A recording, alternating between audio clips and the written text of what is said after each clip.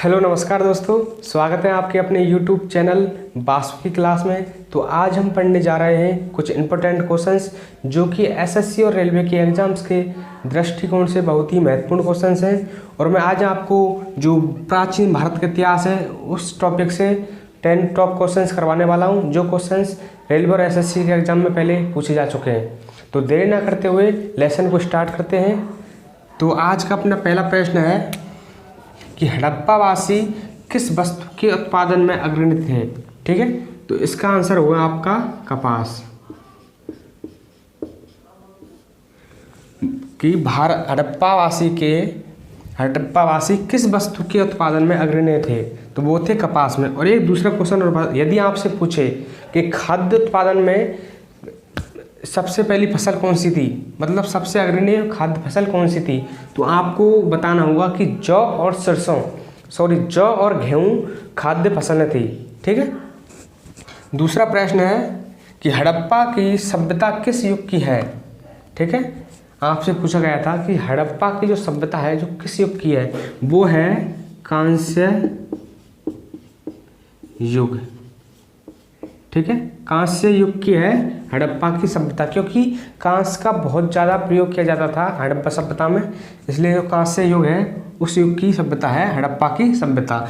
आज का तीसरा प्रश्न है कि सिंधु घाटी की सभ्यता के लोगों का मुख्य व्यवसाय क्या था। जो सिंधु घाटी की सभ्यता के जो लोग थे उनका मुख्य कार्य मतलब मुख्य व्यवसाय धंधा क्या था, तो उनका था कृषि। मुख्य व्यवसाय कृषि था। ठीक है, सिंधु घाटी सभ्यता के लोगों का मुख्य व्यवसाय कृषि था। आज का चौथा प्रश्न है कि मोहनजोदड़ो किस जिले में स्थित है। जो सिंधु घाटी सभ्यता में जो मोहनजोदड़ो है वो किस जिले में स्थित है, तो ये है आपके पाकिस्तान के सिंध प्रांत के लरकाना जिले में। ठीक है, कौन सा? लरकाना। ये लरकाना पड़ता है पाकिस्तान के अंदर। ठीक है, पाकिस्तान के सिंध प्रांत के लरकाना जिले में मोहनजोदड़ो स्थित है। ठीक है। पांचवा प्रश्न है कि सत्यमेव जयते किस ग्रंथ से लिया गया है। आपसे पूछा गया था एसएससी एग्जाम में कि किस ग्रंथ से सत्यमेव जयते लिया गया है, तो है आपका मुंडको उपनिषद है।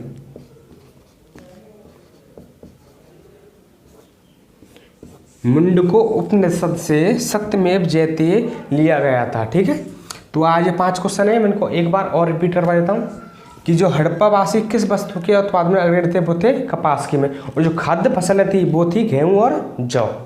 ठीक है, यदि आपसे खाद्य फसल के बारे में पूछे तो वस्तु के उत्पादन के बारे में पूछा है, पर यदि आपसे खाद्य फसल के बारे में पूछे तो गेहूँ और जौ आएंगे। ठीक है, हड़प्पा की सभ्यता किस युग की थी, वो थी कांस्य युग की। तीसरा प्रश्न है कि सिंधु घाटी सभ्यता के लोगों का मुख्य व्यवसाय क्या था, मुख्य धंधा क्या था, वो था कृषि। ठीक है। चौथा प्रश्न क्या कि मोहनजोदड़ो किस जिले में स्थित है।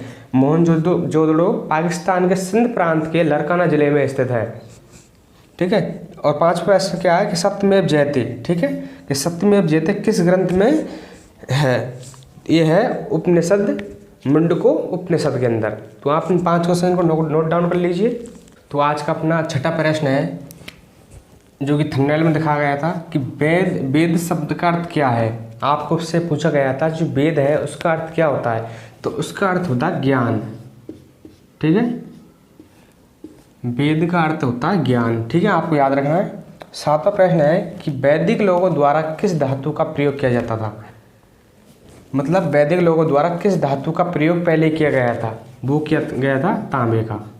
ठीक है, तांबा धातु का सबसे पहले वैदिक लोगों द्वारा प्रयोग किया गया था। और इनके जो वैदिक लोगों द्वारा जो खोजी गई जो धातु थी वो थी लोहा। ठीक है, आपको याद रखना, जो खोजी गई जो धातु थी वो थी लोहा। आज का अपना 8वां प्रश्न है कि भारतीय संगीत का उद्गम किस वेद से हुआ है। जो भारतीय जो संगीत है जो उसका उद्गम है वो किस वेद से हुआ है। मैंने आपको ये पहले वीडियो में भी बता चुका हूँ उसको, यह है सामवेद। सामवेद। ठीक है, और सामवेद को गीतों की पुस्तक भी कहा जाता है। आपसे यदि पूछ ले कि गीतों की पुस्तक किस वेद को कहा जाता है? तो आपको बताना होगा श्याम वेद को। ठीक है, श्याम वेद को गीतों की पुस्तक कहा जाता है। तो आज का नंबर प्रश्न है आज का अपना कि भारत में वर्ण व्यवस्था के किस लिए बनाई गई थी? जो भारत में जो वर्ण व्यवस्था थी जो किस लिए बनाई गई थी, वो की गई व्यवसाय।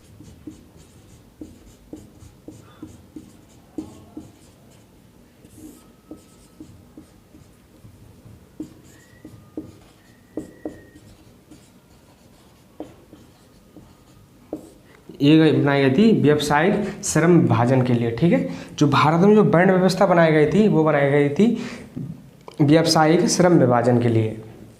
10वां प्रश्न आज का अपना है कि वैदिक आर्यों का प्रमुख भोजन क्या था? ठीक है, जो वैदिक आर्यों का प्रमुख भोजन क्या था, वो था दूध और उनके उत्पाद। ठीक है, वैदिक आर्यों का प्रमुख भोजन क्या था? जो दूध और उनके उत्पाद उनका प्रमुख भोजन था। तो एक बार और रिपीट करवाता हूँ उन सारे क्वेश्चंस को कि वेद शब्द का अर्थ क्या है? वेद शब्द का अर्थ होता है आपका ज्ञान। 7वां प्रश्न है कि वैदिक लोगों द्वारा किस धातु का प्रयोग पहले किया गया था? वो था तांबा, और इनके द्वारा जो धातु खोजी गई थी वो थी लोहा।